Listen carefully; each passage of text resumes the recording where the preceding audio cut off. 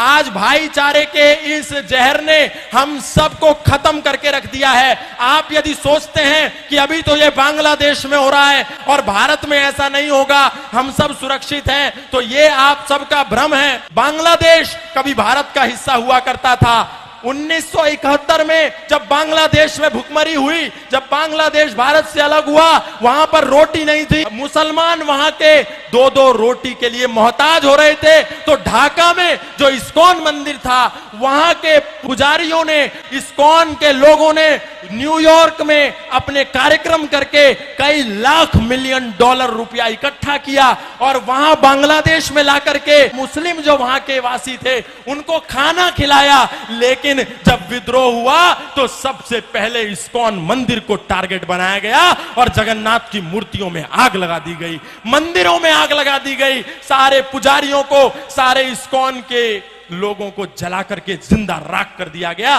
बांग्लादेश में जितने भी वो दंगाई थे आए और देखा कि ये हिंदू है, इसीलिए उनकी दुकानों में, उनके घरों में, उनके आशियानों में आग लगा दी गई। और हमको ऐसा लगता है कि हमारे भाई हैं। गाय को काट करके रोटी के साथ खाने वाले और गाय को अपने घर में बनी पहली रोटी देने वाले कभी भी भाई नहीं हो सकते, कभी भाई नहीं हो सकते।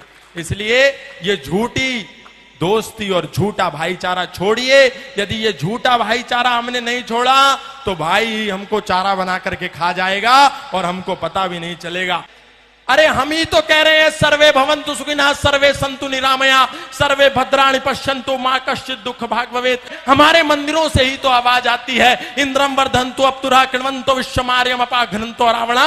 लेकिन आपको ऐसा लगता है कि जैसे ये सनातन धर्म के मंच संपूर्ण विश्व के कल्याण की मांग करते हैं, शायद उनकी मस्जिदों से, शायद उनके मदरसों से भी इसी कल्याण की मांग की जाती होगी। क्योंकि आपको समझ में नहीं आता, जो दिन में 5 समय आवाज आती है, ला इलाहा इल्लल्लाह मुहम्मद रसूलुल्लाह अशहदु अल्ला इलाहा इल्लल्लाह हुवा अशहदु अन मुहम्मदन अब्दुहु व रसूलुहु। उसका मतलब क्या है?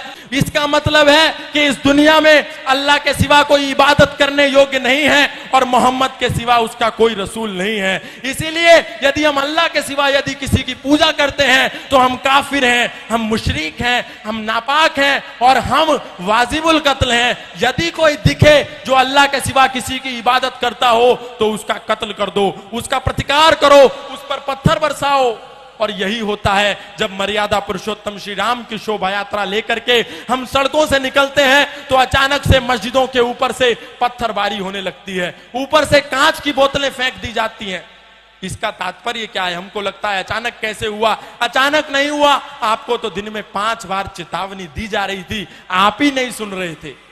आपको लगता था कि जो हमारी गीता में लिखा है, कई तो ऐसे भी महाज्ञानी हैं जो कहते हैं जो गीता में लिखा है वही कुरान में लिखा है, वही बाइबल में लिखा है। और यही कहते कहते आज हमारे सनातनियों को 10 राज्यों में अल्पसंख्य कर दिया गया। हमारे दिल्ली से 100 किलोमीटर भी दूर नहीं है नूह और मेवात, वहां लोगों की दुकानों को नाम देख देख करके आग के सुपुर्द कर दिया गया, आग लगा दी गई पूरे मोहल्ले में। और ये आगजनी जो आज बांग्लादेश में हो रही है, ऐसी आगजनी प्रत्येक दिन भारत के कई राज्यों में होती है, लेकिन हम सो रहे हैं। हम जय जय श्री राम, जय जय श्री राधे, जय जय श्री कृष्णा के नारे लगाते हैं, लेकिन कभी नहीं देखते कि मर्यादा पुरुषोत्तम श्री राम ने एक महिला के सम्मान के लिए 7 समुंदर पार जाकर के दुनिया का सबसे बड़ा सेतु बना करके 50 किलोमीटर का सेतु बांध करके उस अत्याचारी, उस पापी को मारा। मतलब ये हम सीखते नहीं, केवल सिया राम जय राम जय जय राम और कहानी खत्म, बस।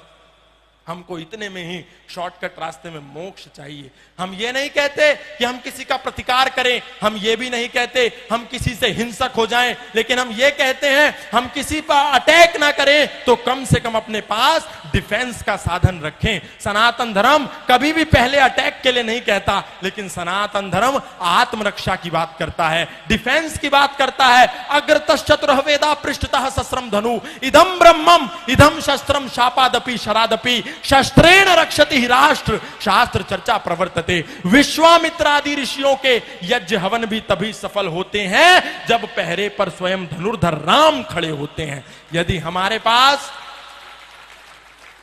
शस्त्र और शास्त्र नहीं होगा तो हमारा कल्याण 10 सालों में हो जाएगा, ये आप मान करके चलिए। आज सनातनियों ने अपने शस्त्रों को भी कोने में फेंक दिया और शास्त्रों में भी दूर हो गए, बोले बस इनको तो लाल कपड़े में रखना नहीं। राम वही जो मर्यादाओं की परिभाषा बने रहे, राम वही जो भारत भू की अंतिम आशा बने रहे। अरे जिसने राजमहल के वैभव को सन्यासी बना दिया, जिसने खुद को राजा से हंसकर वनवासी बना दिया, माना उसकी जन्मभूमि मुद्दे पर हर काम जरूरी है, मगर अयोध्या से पहले हर दिल में राम जरूरी है, मगर अयोध्या से पहले। इसलिए संकल्प लेकर के कहिए कि आज के बाद हम जातिवाद नहीं करेंगे। जातिवाद को नहीं छोड़ा तो वही हाल होगा जो बांग्लादेश में हुआ। किसी ने जाकर के नहीं पूछा कि तुम ब्राह्मण हो क्या, तुम जाट हो क्या, तुम गुजर हो क्या, तुम मणिया हो क्या, तुम मारवाड़ी हो क्या, तुम तेली हो क्या, तुम धोबी हो क्या। बांग्लादेश में जितने भी वो दंगाई थे आए और देखा कि ये हिंदू है, फिर वो चाहे जाट था, चाहे गुजर था, चाहे इस्कॉन का था, चाहे आर्यों का था, चाहे राधा स्वामी था, चाहे निरंकारी था, उसने देखा कि ये हिंदू था। इसीलिए उनकी दुकानों में, उनके घरों में, उनके आशियानों में आग लगा दी गई। इसीलिए कुछ दिन के लिए इस जातिवाद के जहर से बाहर निकलिए और एक होकर के सब लोग ओम ध्वज के नीचे आ जाइए। तो एक होकर के ओम ध्वज के नीचे तभी काम बनेगा, क्योंकि वो सब चांद सितारे के नीचे हैं। चाहे बरेलवी हो, चाहे अहमदिया हो, चाहे मोहम्मदी हो, चाहे कुरैशी हो, सब एक हैं, लेकिन हम बटे हुए हैं।